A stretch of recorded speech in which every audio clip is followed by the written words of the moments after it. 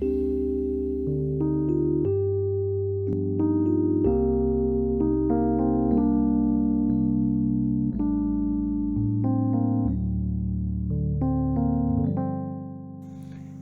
folks, and welcome to the OceanState Cuisine.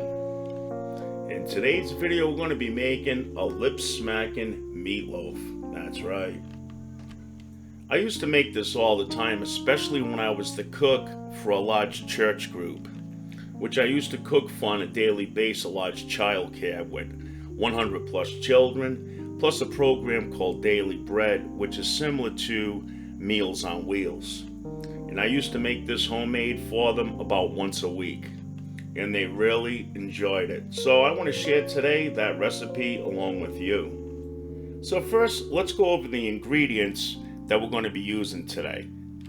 Starting from the far right, we have a beaten egg with some milk, which depends on how much meat you're actually going to be using in your meatloaf.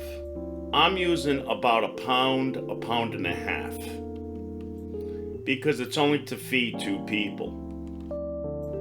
Next we have some salt and then some fresh ground pepper. Next to that we have a can of Parmesan cheese.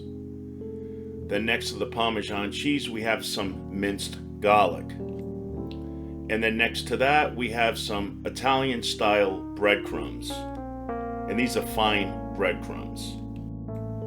Next we have a bottle of steak sauce. And then next to the steak sauce, we have some Italian seasoning.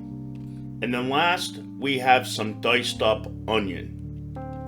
Now let's start putting it all together. Now, in a skillet, I'm going to melt some butter, and I've added a little bit of olive oil to the butter. Next, we're going to add the diced onion. The reason why I do this is because it releases the flavors in the oils within the onion, and it just gives it a much better taste inside the meatloaf. Next we're going to add some minced garlic, and we're going to saute this for a couple of minutes. And then we want to add some salt to this, and that's called sweating the onion. The salt helps release the juices and the oils that's inside the onion, again creating more great flavor. And then just give it a stir every now and then. Again, you don't have to cook this very long.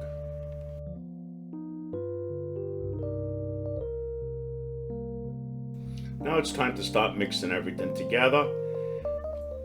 First we add the meat, and this is just regular ground beef. And again, I'm using about a pound to a pound and a half. And now around this time, you can remove the garlic and onion from the stove and set aside. Now I just added to the meat some salt, and now I'm adding some fresh ground pepper.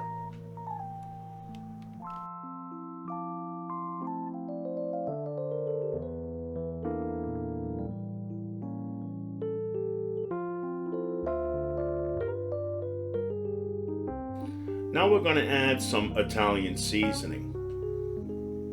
And I just give it a nice couple of sprinkles, just to make sure that we have enough, but yet not too much. Because as I mentioned in all the other videos, if this is the first video that you're watching by me, I don't usually measure anything when it comes to actual cooking, just if I'm baking like pastries. Now in goes the Parmesan cheese, and I am not shy with this.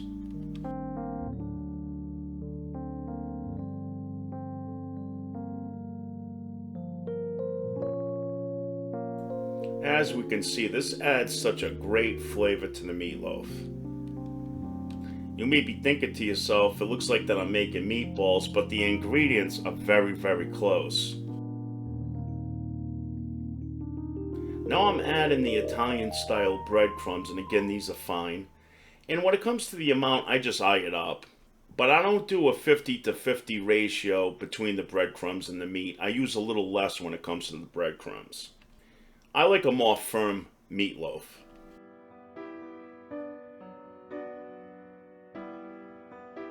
Next we're going to add our sauteed garlic and onion.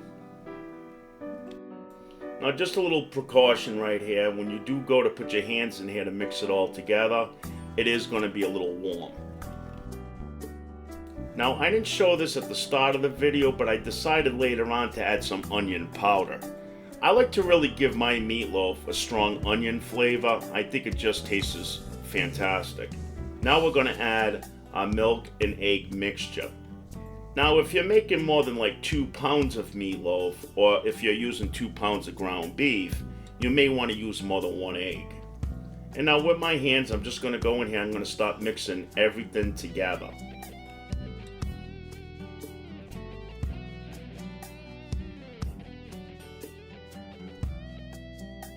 And we can start to see now that it's getting well blended.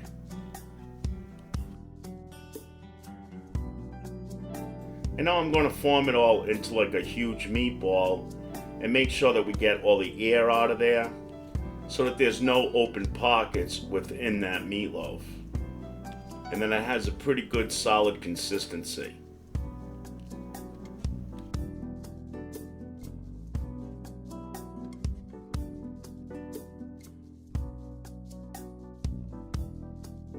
Now we're going to get my fresh parsley, and I'm just going to give this a nice chop. I had the fresh parsley on hand, but most of the times I just end up using the dried parsley inside of a can. So whatever you have works fantastic. Because I'm mainly using it as just a garnish.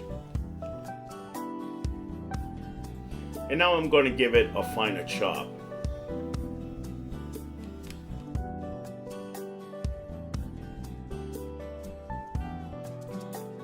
Okay, now I'm going to get a little scientific with you guys. Now, when it comes to the pan, I do not use a loaf pan. I use a baking pan, along with a wire rack that I spray with cooking spray.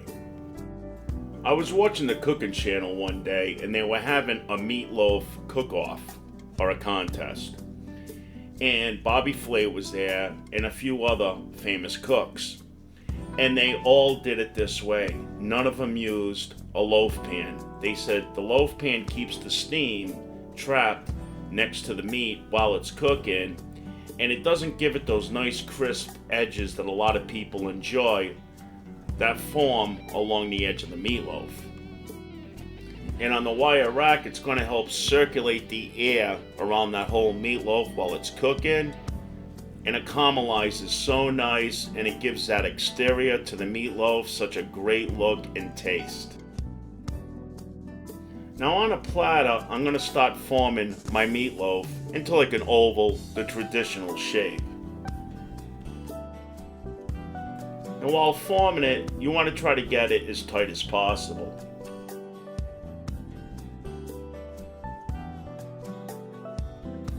I score the top, and I even go around the sides and stuff with a fork.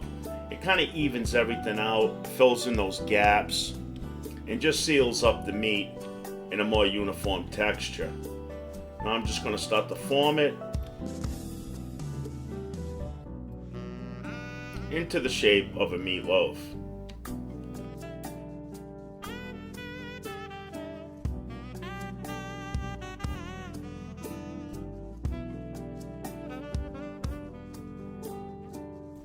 That looks pretty good. I'm going to grab the fork again and just score along the edges now to even it all out.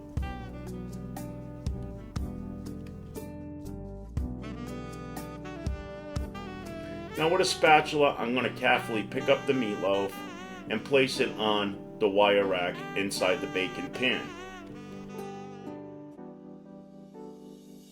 Now in the meantime, we're going to preheat our oven, and I'm going to cook mine on the temperature of 380 degrees Fahrenheit for almost close to an hour. This one actually took me 50 minutes, with the internal temperature of being 167. Now I'm getting ready to add the steak sauce. Now the steak sauce, most chefs will put a glaze on the outside of their meatloaf. What this does is that it does a couple of things. It adds flavor, plus it adds that caramelization that we love so much on the edges and the outside of the meatloaf. You could use a lot of different things when it comes to the glaze. I've tried ketchup mixed with brown gravy. I've tried mustard, a little bit of mustard mixed with ketchup. Whatever I have on hand at that time, that would work great with a meatloaf. But all in one, I love the flavor of the steak sauce. And with the steak sauce, you only have to use that one sauce. Some people like a tomato based meatloaf or ketchup based. I don't. I like the brown gravy on my meatloaf. But you use whatever you like. Now, next, I'm going to put on the fresh parsley. And again, if you don't have the fresh parsley, you can use the dried canned parsley. It's just to give it a nice look.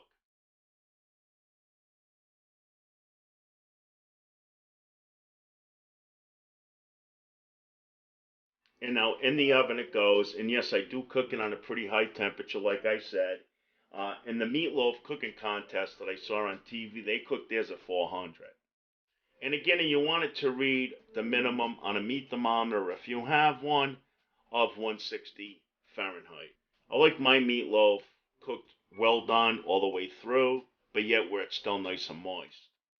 Then, as we know with food, once we take it out of the oven, it's still going to continue to cook for another couple of degrees. And here we are. Here's our finished meatloaf. You can see it's cooked well. You can see it in the slices, but yet it's still nice and moist. And we just garnished it up on a plate with some leaf lettuce. Easy and quick to make, so give it a shot. Thank you so much for watching the OceanState Cuisine. Feel free to sub up for more delicious videos, and then comment down below because we love to hear from you. Until the next time, take care. Bye-bye.